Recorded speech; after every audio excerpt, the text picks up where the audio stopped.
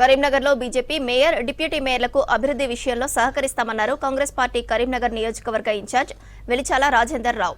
అవినీతి అక్రమాలకు పాల్పడితే నిలదీస్తామన్నారు. గతంలో అవినీతికి పాల్పడితే నేతలే ఇప్పుడు బీజేపీలో చేరి గెలిచారని ఆరోపించారు. గెలిచిన వాళ్లు కరీంనగర్ ప్రజలకు మంచి చేయాలన్నారు. కాంగ్రెస్ తరపున గెలిచిన 14 మంది కార్పొరేటర్ల సాయంతో బీజేపీ సక్రమంగా పనిచేసేలా చూస్తామన్నారు రాజేందర్ రావు. ప్రతి పనిని మానిటర్ చేసేదైతుందో వాటిని పిక్చర్స్ ద్వారా, వీడియోస్ ద్వారా, రీల్స్ ద్వారా పబ్లిక్, సోషల్ మీడియా ద్వారా పబ్లిక్కు తెలియజెప్తాం.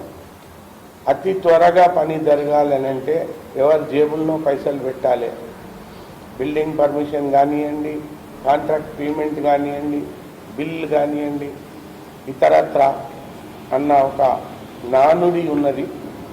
ఆ నానుడిని కంప్లీట్గా చేంజ్ చేస్తాం. ప్రజలు ఎవ్వరు ఒక నయా పైసా ఎవరికి ఇచ్చే అవసరం లేదు. ఒక కంప్లీట్ నిఘా వ్యవస్థలో పెడతాను. ఎందుకు ఈ నిఘా వ్యవస్థ అవసరం అంటే, ఆ పార్టీలో వాళ్ళే ఉండేది, బీఆర్ఎస్లా దోసుకున్నారు. ప్రజలంతా అంటున్నారు, మీడియా అంతా అన్నది, ఆపోజిషన్ పార్టీస్, బీజేపీ పార్టీ కూడా బండి సంజయ్ గారు 100 సార్లు అలిగేషన్స్ చేసినారు సునీల్ రావు మీద. ఆయన్నే అలుముకొని ఈరోజు పదవి కట్టబెట్టినారు. ఎటుపోతుంది అసలు వ్యవస్థ? అంటే ఎందుకు ఇట్లా జరుగుతుంది?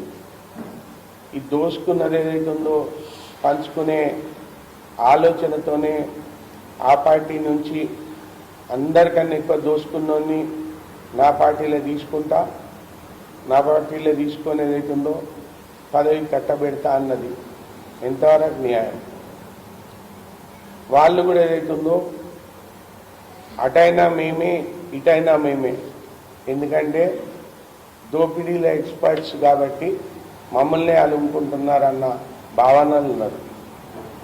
ఈ భావనను ఛేదిస్తా, ఖచ్చితంగా ఛేదిస్తా. ఇక్కడే ఉంటా 24/7. 24/7 కొంతమంది పాలిటీషియన్స్, నేను